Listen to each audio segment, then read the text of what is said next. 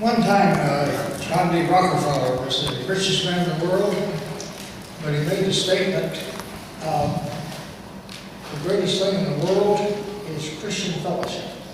And the only thing that satisfies is Christ. So interesting, the richest man in the world decided that. Fellowship has been wonderful, hasn't it? Yes. It's been great to be with everybody.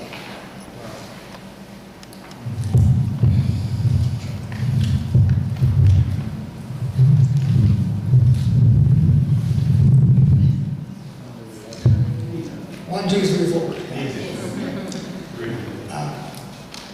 My hearing aid's magnified good, so if I let my voice drop, I'll just take my hearing aid out, okay? Well, I've attended a few Navigator conferences in my time, and there's a common thread that runs through all of them. Can I tell you what it is? Yes. Well, the first thing you get to accomplish, you change diet. And then that interferes with our bodily functions. And then we develop bad breath. So about the fourth day, you take out your spray and come in, and it throws it back at you. So that's kind of a common thread, and I expect that. You know, the third or fourth day where you need to keep your distance a little bit. In my Bible, I've got some white space at the end of the book of Proverbs and Ecclesiastes, and I'm writing some sayings in there that didn't make the cut. But I think next publication they'll probably make the cut in there. I want to give you two or three of them, okay? The first one I put it down in Mexico, and it was,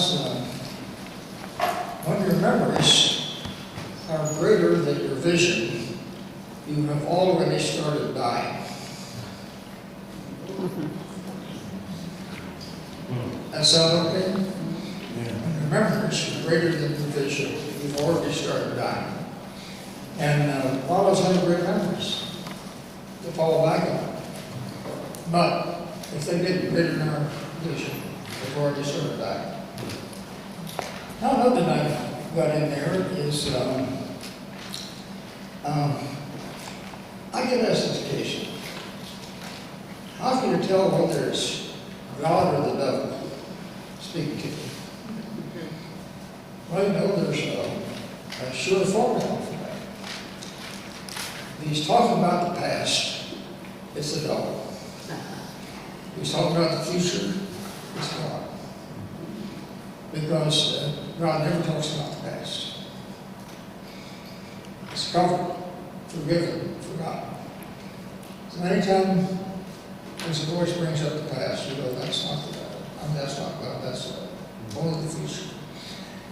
The devil can't do a lot of strategic planning because he has no future. And I've concluded that he has just one strategy, and that is to find out what Jesus is up to and oppose him. He keeps pretty busy with that. Is that what you find? Every time Jesus starts to do something, he opposes him. Well, the third one is one of my own that I'm trying to sell before I is, and that is that God is more interested in our attitude towards sin than he is our activity in sin. What's our attitude? That's what he's interested in. More interested in our attitude than he is our activity. Well, maybe some of those will make the cut.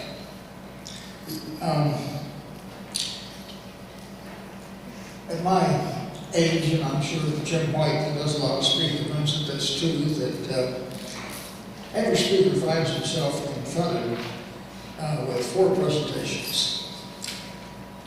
The one they prepared, the one they gave, the one they wished they'd given, and the one they were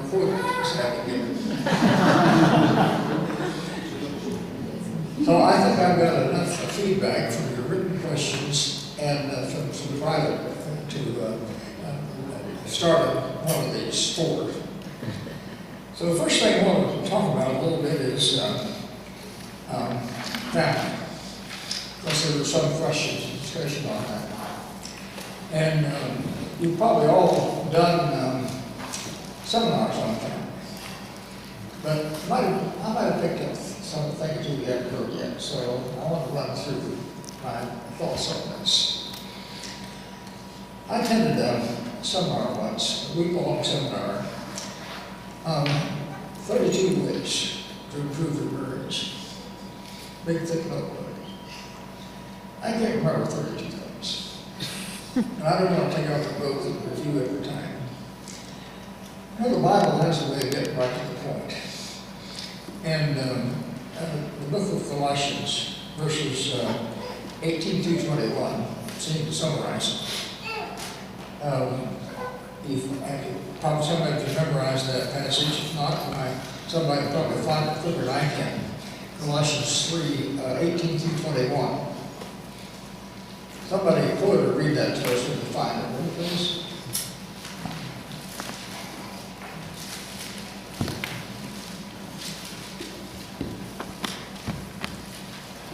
Wives, submit to your husbands as is fitting in the Lord. Husbands, love your wives and do not be harsh with them. Children, obey your parents in everything, for this pleases. Okay, we could stop right there. Okay, what do you need to do? Husbands, love your wives. Wives, obey your husband. Children, obey your parents. And that's simple. So we don't need to get to 31 if we follow through on those. I occasionally am called on to do a ceremony, and I give the husband one assignment and the bride one assignment. Just like I've learned this from other places, but in fact I first ran onto this in a magazine in the doctor's office, and the front and back cover was gone. So I don't know what magazine it was, but this was so good, I tore the pages off, so when I left the office, there were a few more missing. But in the story, an older husband was counseling a younger husband, and an older wife was counseling a younger wife. So I didn't get the front of the dialogue or the end, I just got the middle of it there. So the older husband was saying to the younger husband, she needed to be told that you love her. He said, but I was shaking. And so the older husband said, well, a woman needs to be reassured. If you have the IQ of a moron, you quit what you're doing and take care of it. And he went on to explain that it's mostly a man's world, and most women wonder, how am I going to make it? You know, not real secure. And it's hard for them to be real secure, knowing the problem. So he said one day, Mr. Universe comes along, and he said, no, you don't have to worry about that. I'm going to take care of that. Too good to be true. She doesn't have to worry. She's got security all of her life. But it depends on one thing, and that is a husband's duty is to reassure his wife every day she's still the most important person in his life. As long as she knows that, she's secure. But she picks up little clues, and she wonders, am I still the most important? And she'll magnify them all out of proportion in that. But that's the job of Scripture. I give the husband your job is to reassure her every day she's still the most important person in your life. Now, as scripturally the woman, I don't have it amplified, but the translation of the amplified was supervised by a woman. And they're able to drag more adjectives out of the dictionary, maybe than men are sometimes.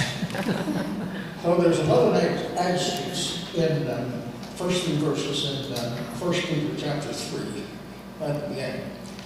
What a husband is supposed to do, what a wife is supposed to do for their husband. Look them up sometime. I was in a couples workshop once, and I read those. And one of the guys grabbed it out of my hand, and he said, "That's not in there." He wouldn't believe that it was in there. But then the wives were talking, and the other one. And the older wife said to the younger wife, "Man is a very egotistical creature. And he thinks he can go out and conquer the world every day. So he goes out with that attitude every morning. And sometimes he loses a bout or two. Sometimes he loses all of them. And when he gets home, he said, well, this is one place where I'm king."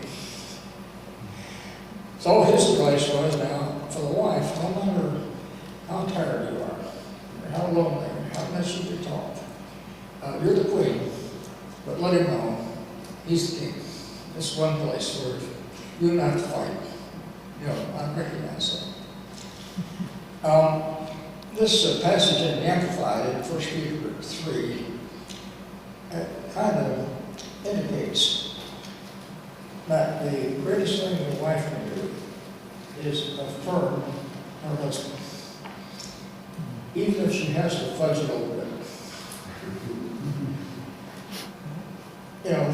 And I found that I've had a few accolades in my time, but without my wife's affirmation, it doesn't mean a thing. I don't care what anybody else thinks. And I've done can you hit that 2 or 3 little slides now? Illustrate that.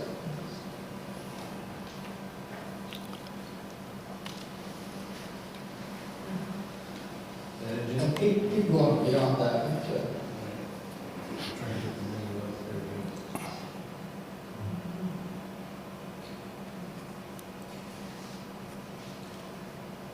Yeah, that's one of look back up one.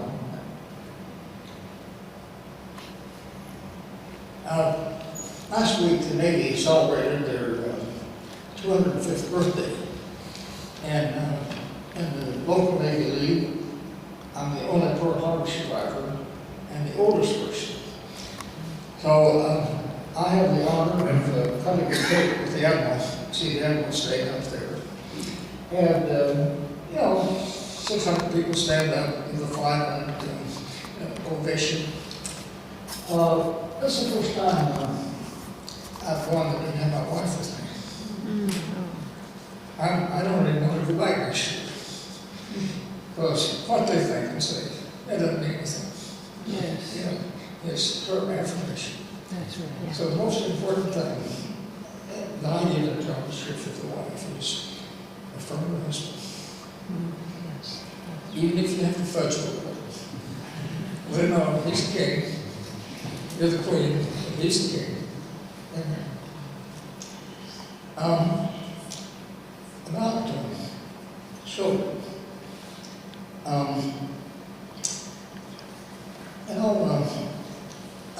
We have a son. And next January, 6 of them will be over 60. And half of them are retired. But one of the most important things in their life is my affirmation. Over 60 years of age. And my daughters, she needs affirmation of the father even more than her brother. My younger daughter sent an article a while back. Researchers picked out the 100 most influential women in the world. and tried to find a thread that matched all 100. And they kept running out of break. Finally, they found one. And my daughter sat in the other. These 100 most successful women in the world, every one of them, their father had told them, you can do anything you set out to do. That was the common thread.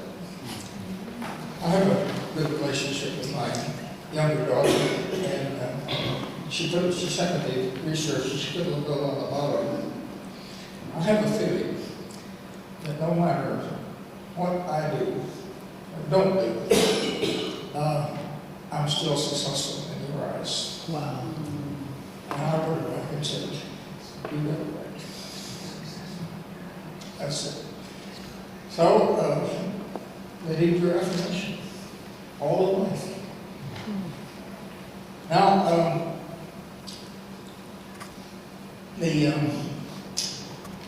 there's little other passages in Scripture on husband and wife, but there's a phenomenon recently come to life that throws a light on it, and that's a study of the right and left brain. Have you studied that very much? Well, the present research shows that when the fetus is formed in the womb, they're all female. The original fetus, all female. Now, God knows how to control the balance between male and female. And the doctors don't have a clue. But in some women's bodies, the fetus is given a bath of testosterone. And when this happens, doctors don't know what makes it happen. God makes it happen. Some of the fetuses become male from female. And beside a physiological change in the body, the most striking change is that the man's brain divides in two. So the characteristic of a man is that he can only do one thing at a time. He can think or he can do. So put a man in the kitchen and he'll cook potatoes when he gets through with that. He'll cook the meat when he gets through with that. He'll cook the vegetables. No, he just do one thing at a time. Well, God has given the woman the capability with her divided brain to keep track of as much as 6 things at once and not lose track of any of them. Now, I notice Carolyn has her knitting here. And 20 years ago, if I'd been talking to her knitting, I'd be bothered me. But it wouldn't bother me now.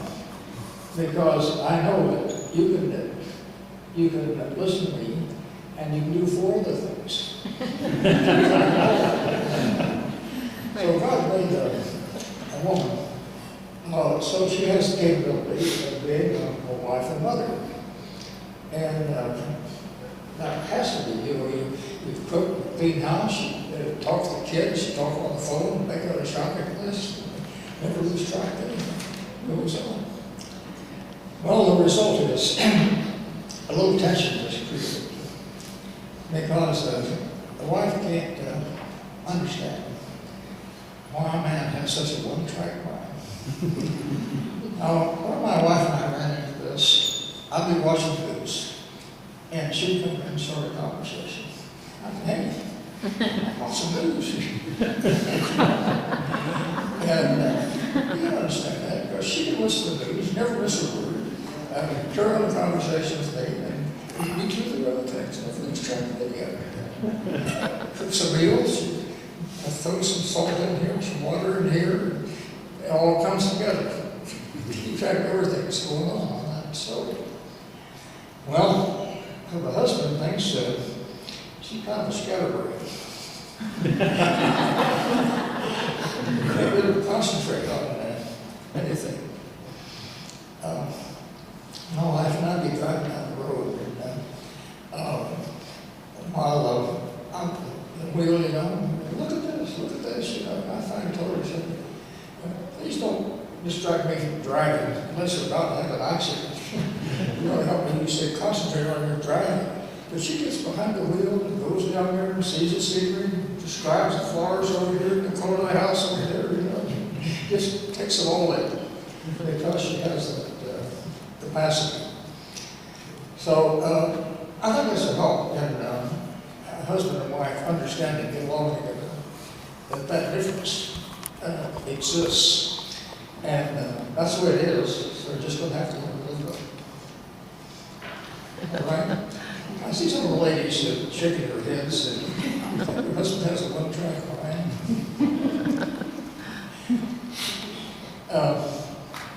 And I grew up in the rural country, and when my wife had dinner ready, she rang the dinner bell, and so the farmer was supposed to come in and get dinner ready. She had it all ready, but if they were doing something, they wouldn't show up.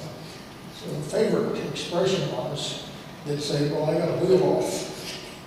I got a wheel off the wagon or the buggy, so they couldn't come without the wheel. So that was the way they gave their excuse for not wanting to quit what they were doing. They were doing something else, and I got a wheel off, I can't do it here. Well, I think that throws a little light on it. As far as the children are concerned, my wife and I had a late daughter, 10 years after the others. And we thought we knew a little bit about raising children. So I made kind of a deal with my wife. I said, now, let's not discipline her unless we have made perfectly clear what we expect, and she deliberately disobeys. So we approached it with that. You know what? We never did discipline. That's all she needed to know, what you expect. Now, the nurse never had to discipline her. When she was probably getting to be about 2, she found out chewing gum had sugar in it, and she wanted chewing gum. So my wife said, okay, if you won't swallow it. Okay. She took it and swallowed it. A week later, she wanted some chewing gum. Well, if you won't swallow it, okay. So, pretty soon she said, now I'm going to give you this gum, but if you swallow it, I'm going to discipline you. So she swallowed it. And happened 2 or 3 times. And after about the 4th time, she said to her one day, she said, Mommy, what is swallow?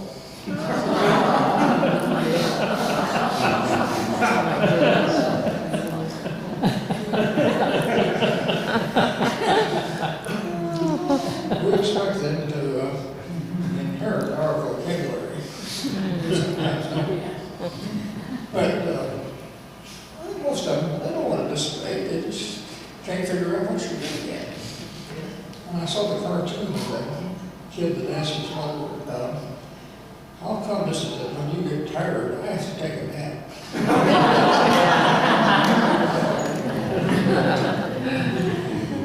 They figured it out pretty well. Well, I just want to make those 2 or 3 remarks. In all day, the Song of Solomon is the lover's book. And the Jews won't let their kids read it until they're 18. It is so difficult. Well, somebody said that since love is such a powerful emotion, if it wasn't contained in the Bible, you'd wonder if God wrote the Bible. He would leave out that real strong emotion. So, my marriage seminars come down to just one thing. Now, I've analyzed the Song of Solomon. 55% of it is dialogue. 55% between the shepherd and the Shulamite. Check it out sometime, 55%. Many Bible scholars believe it's based on a true incident that Solomon went up to in Syria, the mountains, for his summer capital of Jerusalem was up in the mountains. And I don't know what the occasion was. I'd like to imagine that they were having a Miss Universe contest. And so they called on him to crown the shivers. So he did that. When we got back to the palace, he said, I want her, my harem. So he sent the temple woman out to interview her. And she said, others, hello.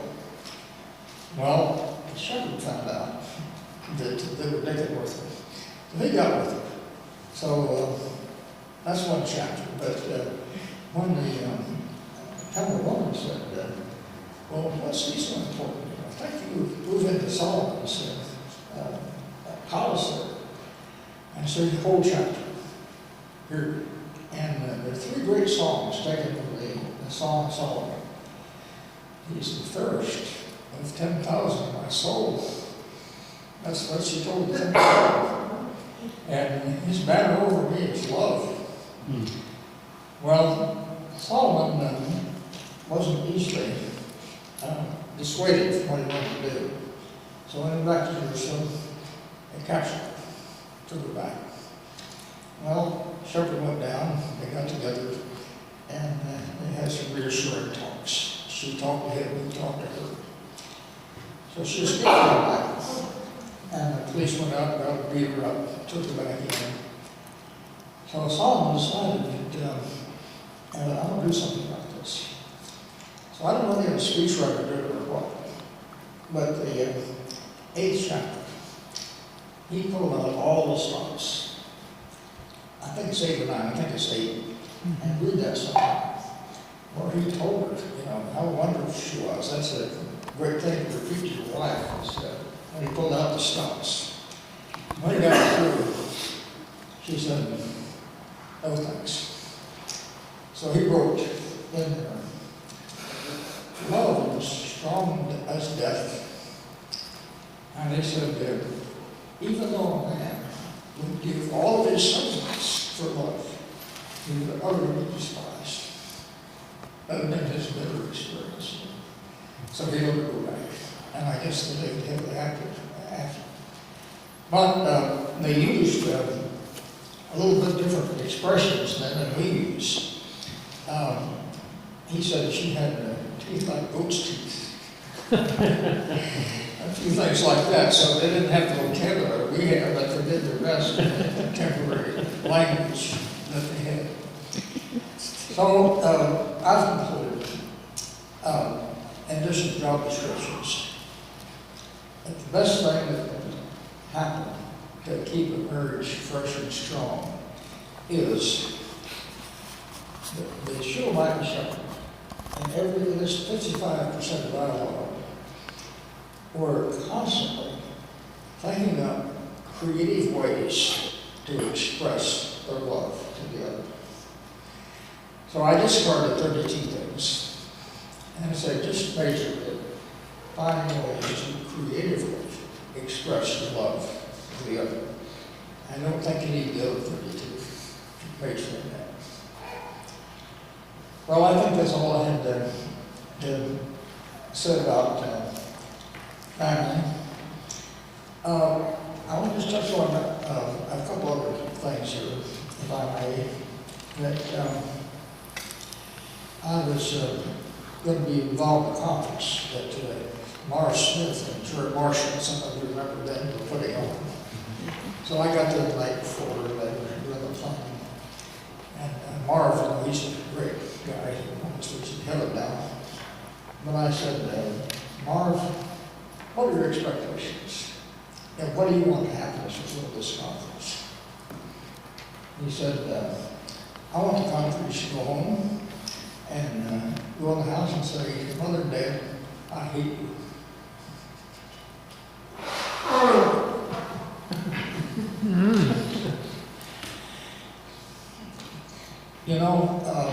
That verse in Luke 14 about hating your father and mother, your brothers and sisters, with college kids, that's a real hang-up. So when I meet with them and talk about, I wonder what hang-ups. What's the thing that goes around? They don't know how to deal with that. Well, I believe at my age, I think I mentioned this last night, there's an answer to satisfy us on every problem. Tell them what the problem is, what the doubt is. There's an answer that you can live with. So I asked a seminary student, I said, how do you deal with that in seminary, where you hate your father and mother? Now, most people, including Billy Graham, when they comment on, will say that, love is such a contrast to hate, that try to bring it into the language. Well, this seminary student gave me a real good thought that I think is very reasonable. Now, Jesus lived in an extended family culture, and the parents decided what each kid did, who they married, what the profession was, and so forth. And everybody knew how they were planned out. In many families, there was a rebellious son or daughter, and they didn't marry the right person, or they didn't choose the right wife. So the neighbors, how come? How come your son? How come your daughter? The standard street language was very unfair, but they said, because they hate us. Very unfair, but that was just a common answer all over the country. So Jesus said, if you follow me, and your parents will approve, your family will approve, words will spread that you hate it. That makes sense? Okay. That satisfies me. You ever have Jehovah's Witnesses come to your door? I do always enjoy it. I want to stand up in front. I don't invite them in the house. I apologize for not inviting them in, but I said, I told them, do you believe that Jesus is God? And they say, well, he is a God. You don't believe he's God? No. I said, well, then you excuse me for not inviting in the house, because St. John said, if you invite them to your house, you're a partaker of their heresies. And so then they're well trained. They come back and say, okay, Jesus is God? Yes, he's God. Well, does he know everything? No, he knows. Is he equal with God? Is he equal with God? Yes.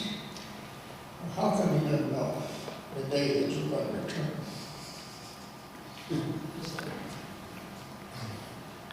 Well, good. Well, there's an answer to that. Now, they don't accept it, but I give it to them. Since we're on this family thing, in Jesus' day, weddings were quite an event. And the first thing that they did, I showed the rest of the pictures did. Well, that's why we get this bunch up in there, and you stand with the apple and cut the cake and all that. But the parents, the fathers of the bride and groom, sat on the mayor people. How much money was the father of the bride going to get? And they agreed on the price. Then the other two probably knew about this, so they would come in and drink a little wine. And then the groom, prospective groom, would say to the bride, prospective bride, I want to go to a place for you. And when it's finished, I'll complete it. Well, the father-in-law would either build an addition on his house, or he would build them a new house. And it took 8 or 9 months to do that. Well, then the bride, she picked out her cousins and sisters for the bridesmaid. They got all their stuff together. And they got their lamps filled with oil, because you wouldn't walk in the rough terrain in Jerusalem without light to see through the rocks. But it drags on and on. All the house is getting finished. And so some of them left their lamps run dry. But all this friends above the and said, what's going to happen? What's going to happen? Well, he knew very well what's going to happen. But he could have said, I'm not going to tell you. I'm going to tell you the date. But instead of that, he would say, well, only my father knows. Yeah. He's building a house. He's got the contract. Only he knows. So this is not expressing a theological truth when he said, oh, my father knows. That's just a kind of way of telling people, quit bugging me. And so that satisfies me on that. But I find that students have a lot of hang-ups on the Bible, and they just go around like that wasn't in the Bible, instead of looking for a solution. Is that okay? Think about that. There's a good explanation with everything. Every problem. A good one. So we don't need any hurt to go around as though it's too hard to get over or remember. So I had notes on 3 things, and I'll cover the other here if that's okay. Go ahead 1 minute. Steve, would you come up and ask that question you asked me at the table last night? Oh, good. Well, I can just ask it back here, right? I think everybody can hear me here. I had an opportunity several years ago to be with Jim at a conference out at the Glen, and this was probably when I was still in college. And one of the things he talked about thoroughly excited me and fascinated me. And so I was talking with Jim about it last night and asked if he'd be possibly talk about it again tonight if he'd done any more thinking about it, and he said that he certainly had. And I remember the first time he spoke about his view of what heaven was, and where it is, and everything connected with heaven. And it was absolutely thrilling to me when I heard his thoughts on that. And Jim said last night he'd be glad to talk about that tonight. So thank you.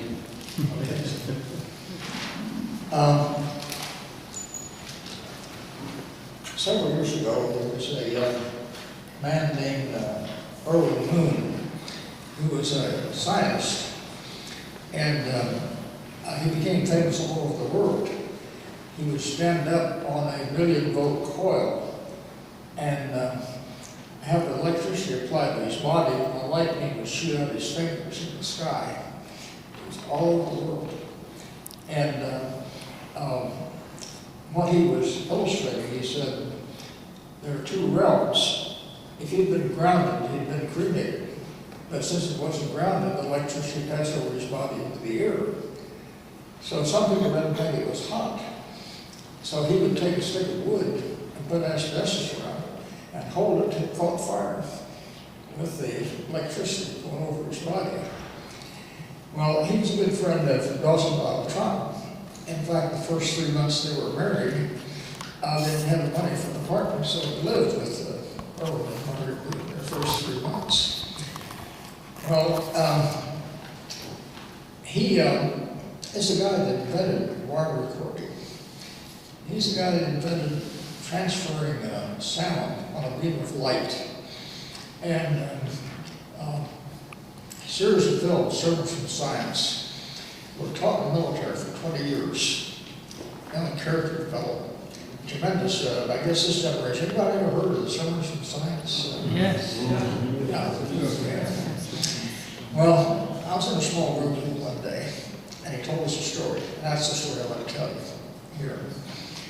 He was a friend of Dr. Millikan, who was the scientist who got the Nobel Prize for his work that led to the splitting of the atom. So he's very famous. You can look him up online. But they were friends. So one day he said he was talking with Dr. Millikan, and he said, do you believe in God? And Millikan said, well, of course. And he said, anybody in my profession sees the hand of a creator in every part of nature. But he said, I don't believe in God the way you do. And Erwin said, well, tell me, what's the difference? So he said, well, I'll ask you another question. Is Adam in heaven? And Erwin said, well, I'm not sure. Ask me if Abel is in heaven. I'll give you an answer. Well, okay, is Abel in heaven? Yeah, he's in heaven. how'd he get there? He said, well, no, he said, where is it? He said, well, it's out there someplace. Well, how did Abel get there? He said, I don't know. So Milton said, well, let me make just two suppositions. One, that heaven is located just outside the range of my telescope. No. And the second assumption is that Abel has been traveling at the speed of light for 4,000 years. He said he's only a third of the way there right now. If heaven's just beyond the range of my telescope. How'd you like to be doing personal evangelism at that third answer? So Irwin said, we're not going to you're an authority on the porosity of matter, are you not? And well, he said, well, yeah, I stood this time. And well, he asked Boone, he said, what are you talking about, solid? You know, porous, but solid. So Irwin said, well, lead. He said, under the microscope, it's about as porous as a breath of fresh air. Lead. And so Irwin asked him, he said, now, is that door that looks mostly solid really very porous? Yes. Is my hand that looks solid porous? Yes. Why can't I put my hand through the wall? Like that. Dr. Miller said, I've tried it, I won't go through. But he said, it is not a collision of solid particles. There's not that many of them. He said, we assume that each atom is surrounded by an electrical field. And so the collision is not a collision of solid matter, it is a collision of electrical fields. So Dr. Moon said to Dr. Miller then,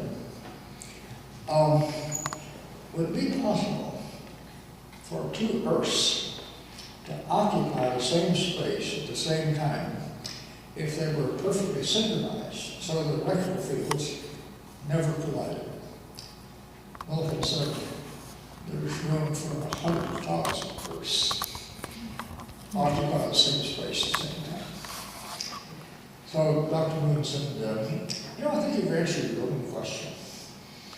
And he said, I was reading this morning in Ephesians that we're seated in heavenly places in Christ. All I have to do to get to heaven is just change frequency. And so, well, I try to make applications of that. And sometimes if I talk about that, I'll say, how many meetings do you think are going on in this room?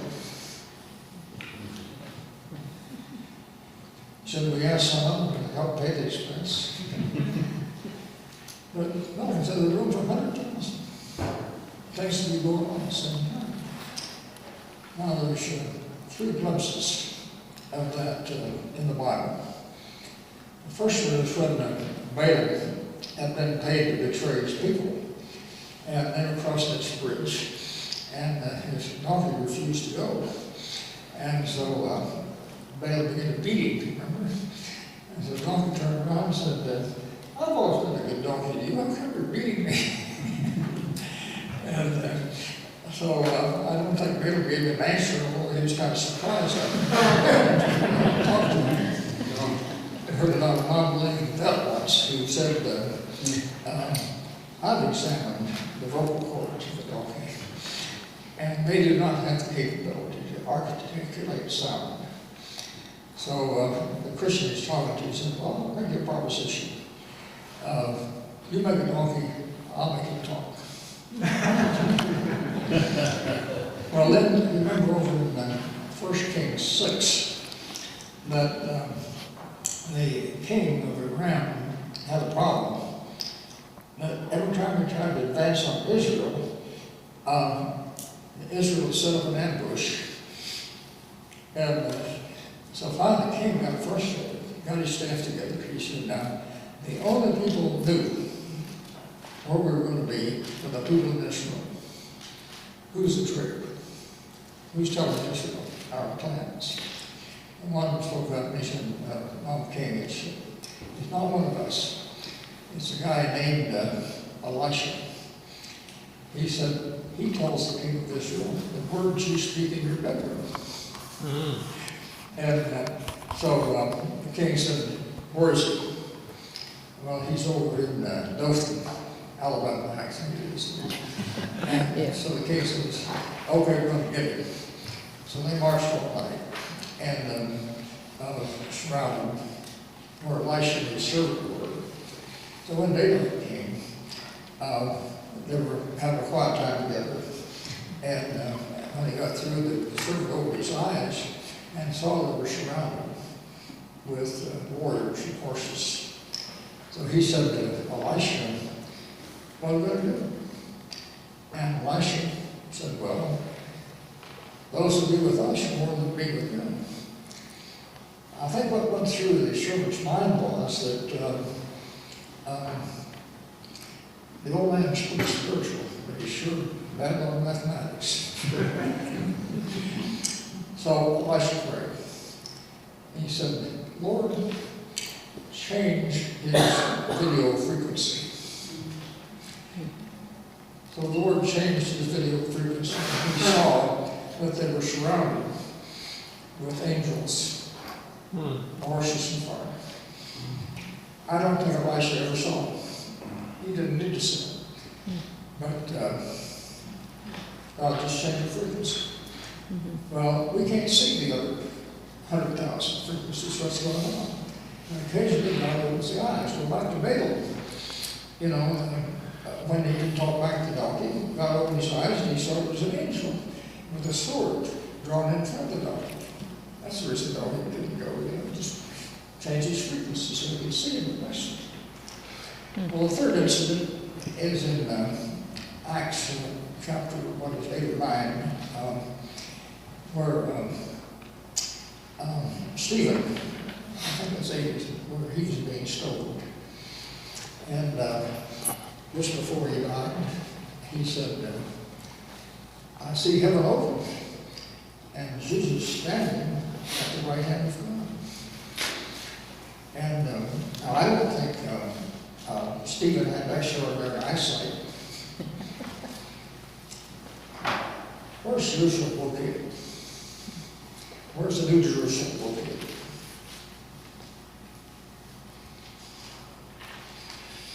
It may be where the real Jerusalem is, on a different frequency. All God has to do to reveal it is just change our video frequency. Right there. So Stevenson, I don't think he saw a few hundred light years into space. I thought, I see. Right here, they're on different frequencies. So I think the Roman's right.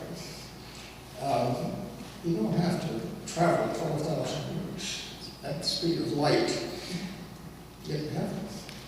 Use your frequency. Be present with the absent the body, present with the Lord. Just like that. So Steve, that's probably the story. I told him that, and I think that's true. You know, I think that's the Bible thing, so I'll probably verify that. So, Dr. Bob, after Erwin Mooney explained this to him, he says, that's a perfectly logical, scientific explanation of where heaven is located. Wow. So, Steve, is that the way I told it? It is, thank you very much. I think I got most of the points in there.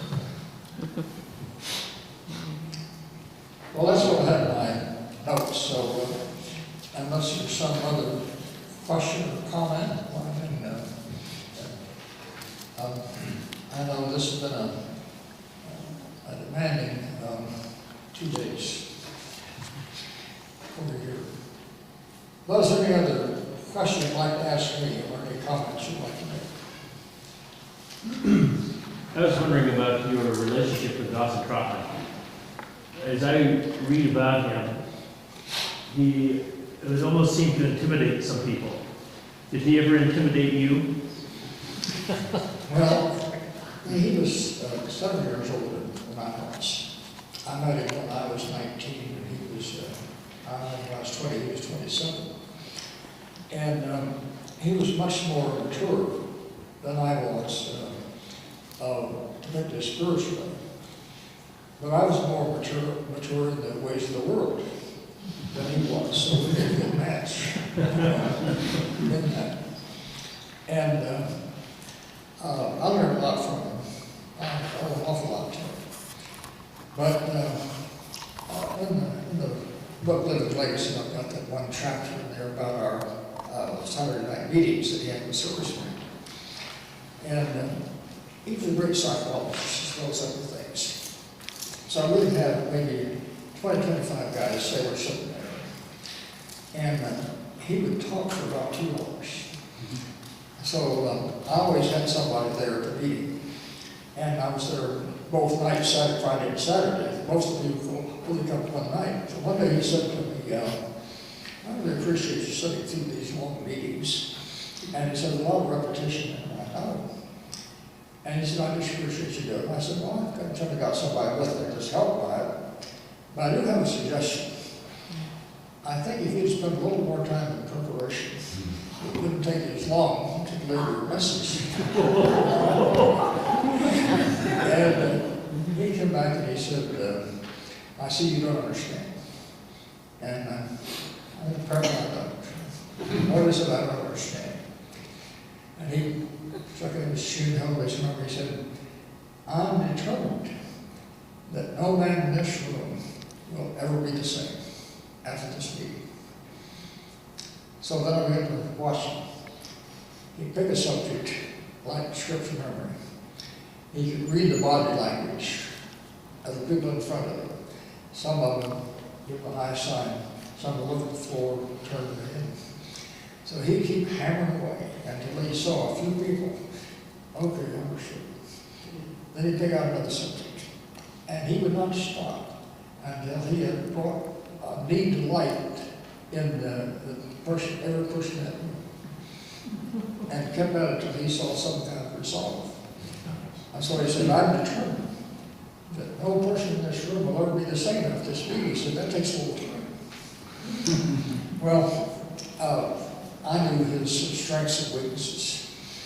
So I sat through these meetings week after week. So I never looked in the eye. I would just look down.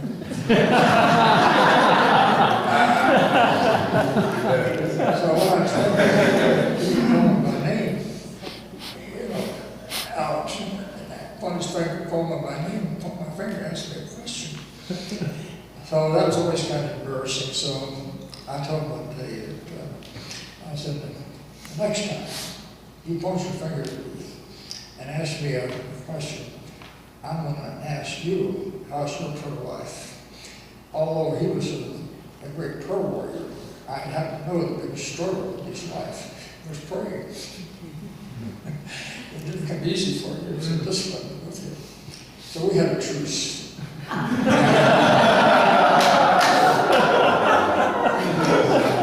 But people either liked him or didn't like him. There was no neutral ground. And he told us, he said, people think I have the gift of exaltation, and I enjoy it. He said, I hate it, but I do it out of pure obedience. So I had come out to Honolulu for a conference when I lived out there. And they invited me to speak at Youth for Christ Saturday night. So the director of Youth for Christ had been in one of Dawson's camps. So I invited him to come, and he didn't come. And so I told Dawson after he arrived about him, and he said, was he coming to meeting tonight? I said, no, he won't be here. Well, how come he isn't here? I said, do you really want to know why he's not coming? I'm not sure I want to know. Are you sure you want to know? So, well, when I invited him, he said, I spent a week in Camp Bethel with Dawson Troutman, and I got enough of him to last me the rest of my life.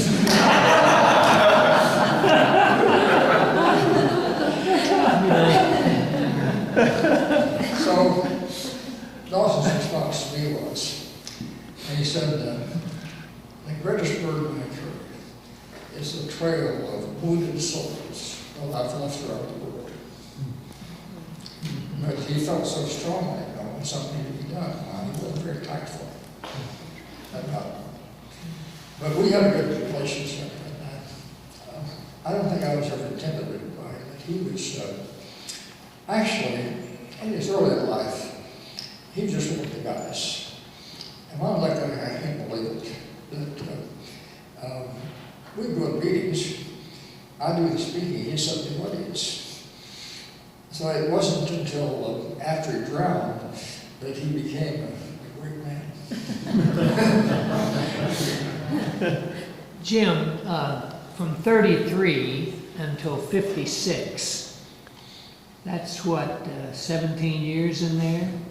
And you were real close to them up through Pearl Harbor in that time, but then you weren't around the Navigators for a few years, is that right? And when he invited you to come back, you nor he knew he was about to die, but what was it he wanted you to do to invite you back? Well, let me just clarify one point. The biggest shock I had when I came back in '56 was that those people back at headquarters called themselves Navigators. They were what? Called themselves Navigators. Oh. Navigators were out in the battle. I don't know what these guys did.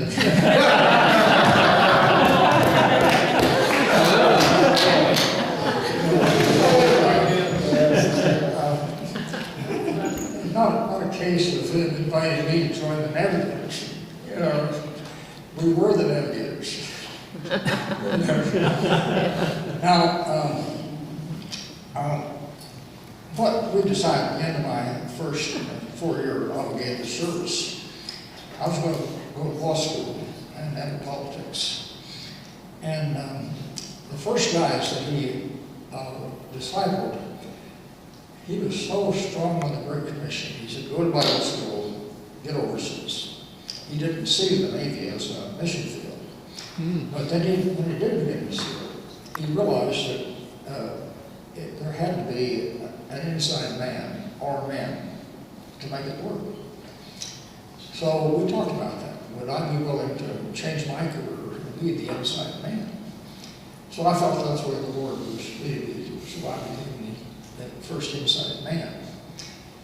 Well then, in 1956, I met him in Richmond at the Billy Graham Crusade. He invited Lester Spencer and his wife and Marina and me to spend a weekend with him in Richmond. So he got me in the corner, and he said, you've got to get on the boat and come out and help me. And I said, well, about 19 years ago, we sat down, and we decided the best way I could help the ministry was to get inside men in the Navy. Well, he was quick on the trigger, and he said, I told him I was very happy with my career and with my ministry. He said, every branch in me that bears fruit, he purchases that they bring forth more fruit. No excuse. So what he said was, he said, in your staff, to me, my age is 10 years younger than I am. And he said, I can't help him. I want you to come out and help me with the staff. That's the invitation he gave me to come out. Okay. And I went to Screw Lake, set a date. I arrived at 6:30 in the morning and found out he had drowned at 4 o'clock the day before. So you can imagine what a disappointment that was to me. Well, long standing came on Wednesday, and he and I, at the end of the week, drove down to New York, 6 hours ride down to New York City. And he told me, he said, now, I've known for some time I would eventually inherit this responsibility. And he said, it's going to be different. It's going to be a team operation, not a one-man operation. that we was under Russell trouble. And he said, God has already given me the names of the people he wants on the team.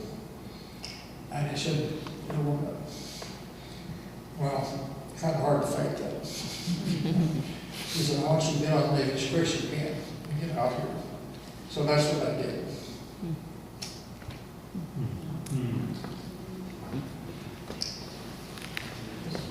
Bob? Jim, what advice would you give to the 21st century navigator? Can you repeat that? I think I... What advice would you give to the 21st century navigator? Well, yeah, I have to be careful.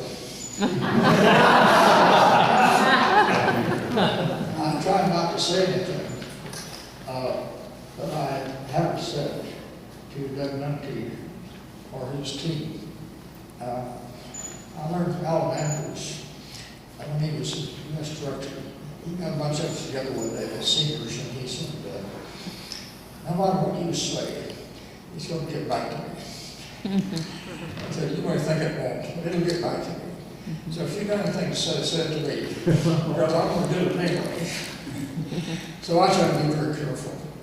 So I've discussed this with Doug Nunnke and some of them, so I'll tell you the advice I give. What I think is the greatest hindrance to the growth of Navigators. And I came here partly to get ammunition to fortify my position, and I've picked up some ammunition here this weekend. So what I have told Doug and the others, the greatest hindrance to Navigator growth is turf consciousness. Turf consciousness. Yeah. Turf consciousness. Okay, I'll tell you what I mean. Yeah. I use the Great Lakes region. I know the guy up there real well. I know most of them real well. So he's Great Lakes director, regional director, Great Lakes. The Ward Bullard.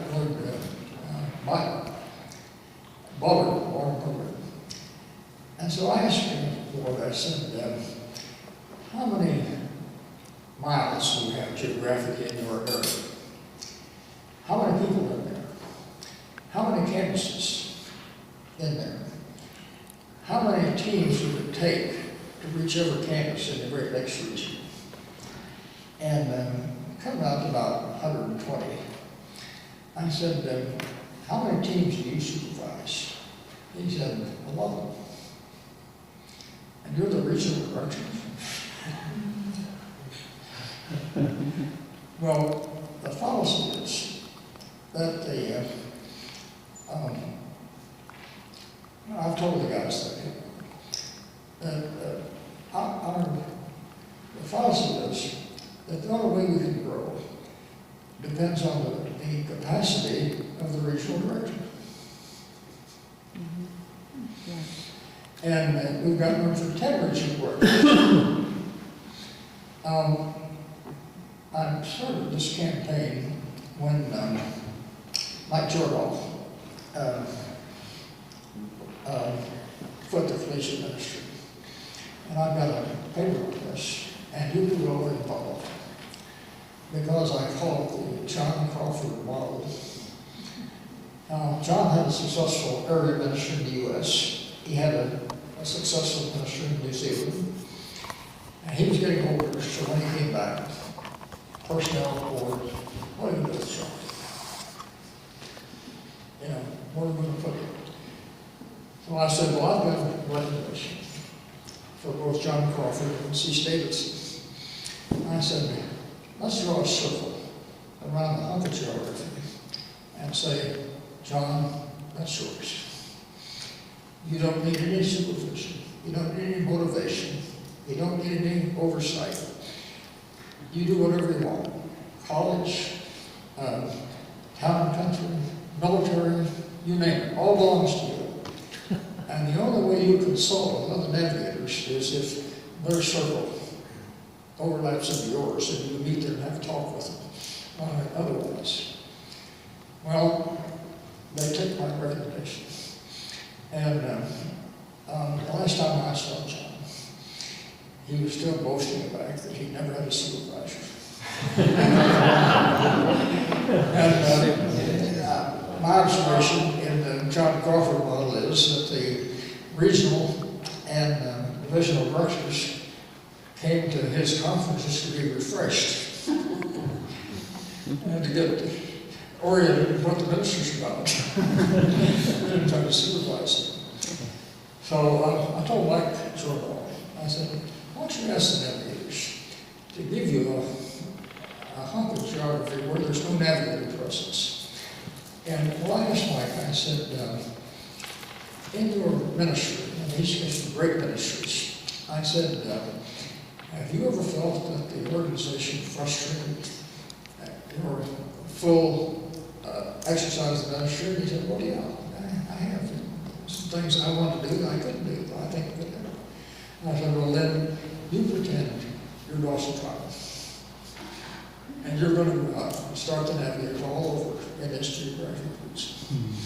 You don't have, and I told Doug, I said, if these guys have to have a title, let it be Vice President at Large. And just leave them alone. I'm reading a book, Bob, you got, and one of the things in there is the best way to lose control is to take control. Yeah. So, Bob, I want to see the Navigators expand, and we claimed last night. I talked a little bit about this. We think we're everywhere we go. We're nowhere. 222,000 new miles to feet every day. 4 billion backlog people are not Christians. And we're losing ground every day. So we need to multiply the navigators, and as I said, in ammunition, you guys are good. You're the model. I've got more than the Crawford model. I've got other things. Like one of our headquarters guys the other day, I got a second hand, and he's kind of new in the organization. He said, looks to me like people over 55 that hack out their own ministries. Amen. There are guys who run the organization, hack out their ministry. I think there's been truth in that. So I want to use you for ammunition. Hey, this is going on right now. I ran into a conflict the other day, and I asked the air director, I said, well, is this regional direction? Is he more interested in advancing the ministry or in protecting his turf? So, Bob, good question. I'm glad you let me comment on that, because I've got an ammunition to fortify my area. But we should have 1,000 times as many people that navigators. We got maybe 10,000, and there's plenty of room. Even in the U.S., put a pin every place we've got a ministry, there's 1,000 times that much space around it. And the regional director never occupy that territory. You've got to have 40 or 50 of them. And you guys are southern example. Okay, so enough on that. I say I'm careful not to say anything around here that I haven't said before. So this is both orally and in writing.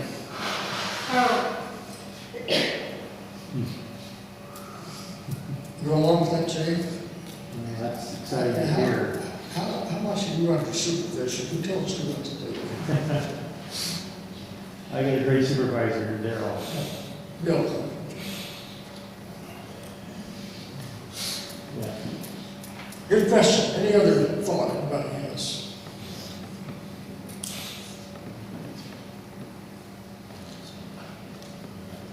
Jim, that's very encouraging to hear you say these things, because I've been around enough and talked to enough of our staff to feel that sometimes we feel a bit marginalized by the Navigators. And so what you're saying is very encouraging to us. Well, one of the things that I'm very careful when I'm asked is, and I'm asked this often, what do you do when the organization interferes with your mission? Well, I don't make any public answers.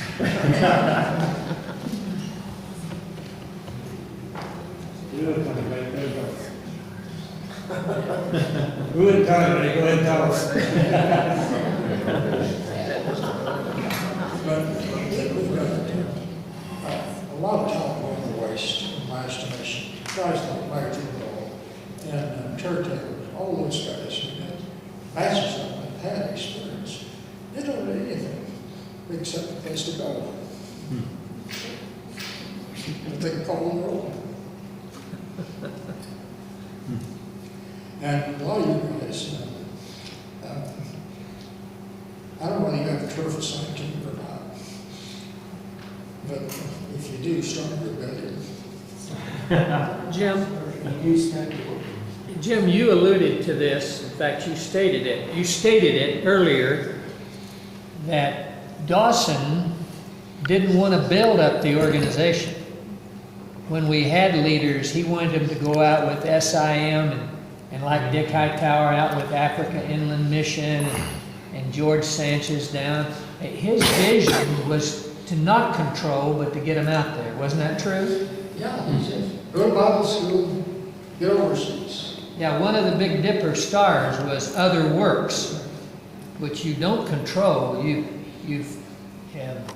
I remember one time in 1954, we had our first conference at Glen Eyre. And somebody there asked a question. I was a freshman at Baylor, and I was sitting there, and someone said, "Doss, how do you become a navigator?" So he looks and he sees me over there. I'm sitting there with my crew cut, 19-year-old kid. He says, "Jim White, you're a big, brave Texan. Tell him how you become a navigator."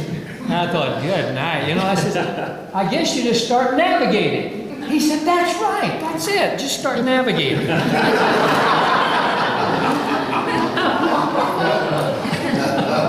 Leroy Irons is one of our heroes. He tells how he became staff. And they had a volleyball game between the staff and the non-staff, and the staff was one short. So Dawson said, "Leroy, come over here with the staff side." So that's usually staff. Volleyball team. Years ago, Leroy used to cut some of us loose by saying, "Do something, it might be right." Did you hear that? Relay that tonight. Yeah, just do something. It might be right. I think he said, do something even if it's wrong. And Lauren corrected him on that. And he said, "Okay, do something. It might be right." Ian Atchison was Truman's Secretary of State and very successful. And somebody asked him one day, "What makes you successful?" He said, "Don't do something, just sit there." That may work in diplomacy, but not other places like that. But that's my analysis, Bob. That's the greatest night needs to explode. As we got the people, we got the opportunity, but we're controlled by turf. And any person's title should be in terms of the number of people he's involved with, not the geography. Eliminate geography out of it, just people. Jim, at one time you were going into politics, law, so forth. What's your assessment of what's going on in our country right now, politically and governmentally? Well, I think of a song. It says that God sets up one and just not takes on another. What someone said? 75. Yeah, 75. Promotion doesn't come easy to those that God sets up. And as opposed to Navigators, opposed to conservative Christians or Republicans. About 90%, and I'm registered independent. I find out which party does the best job and then vote for their candidate on that. But once the people have elected the president, I think it's our job to make them succeed.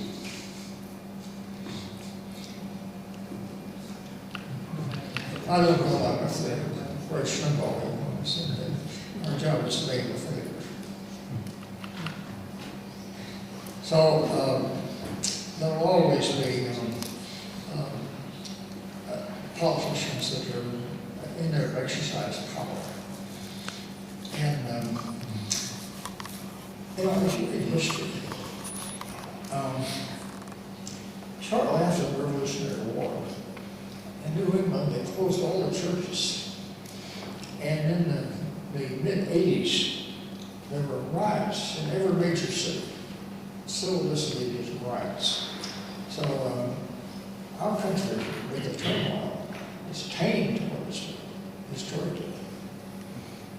Anyway, I'm not too concerned about the voters have a way every 2 years of turning the people out that I don't like.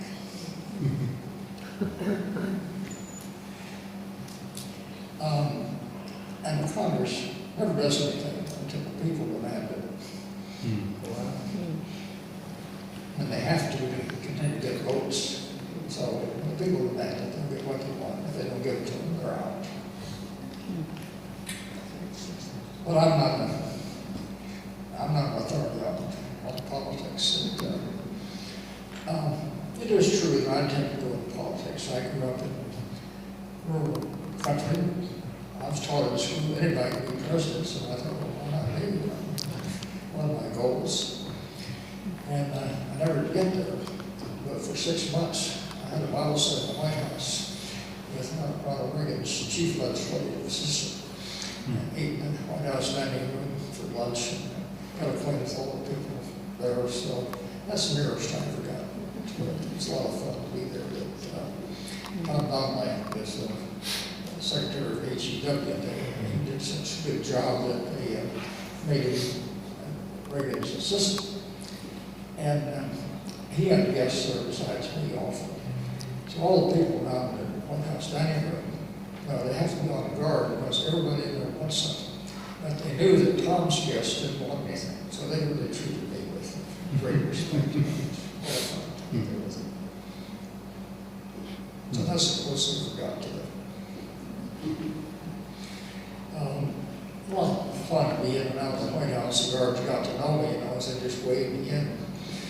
But coming out of the White House, past the Oval Office, Reagan had a big bowl of black jello beans and a plaque that said, compliments of Ronald Wilson Reagan.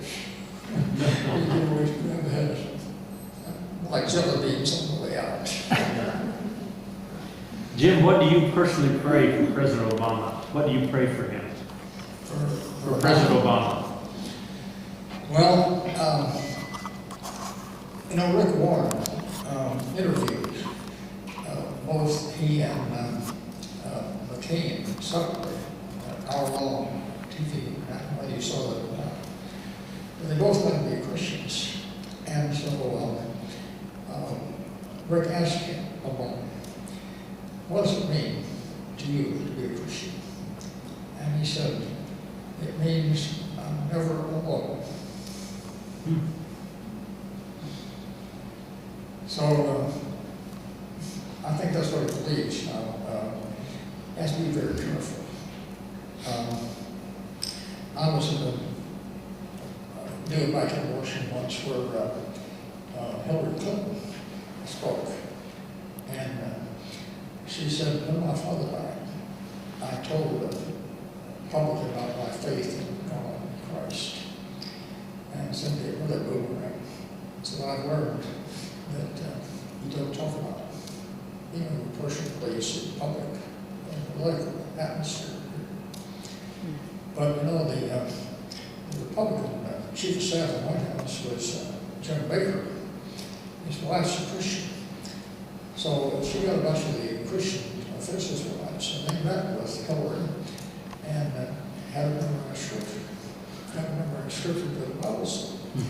So she never speaks of it. She said, you knew as Christian people. She said, 40 some verses. So these are what keep me going.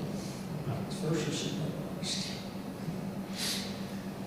So I'm probably a minority, but I want to make him succeed. And I have to believe he's telling the truth. And what comes out publicly, you have to weigh it. What's the real about it? I think the reason that I supported it was because he wasn't afraid to tackle the tough issues. Immigration, healthcare, those are very unpopular. But he just picked out the issues and he's tackled them. So I'll probably lose a few votes after that.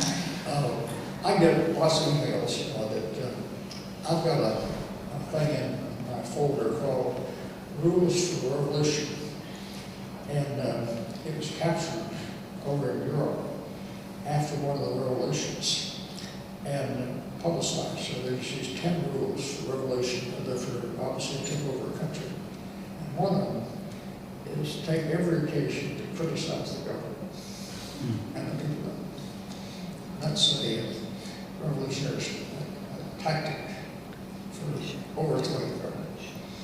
So they have a wave of criticism.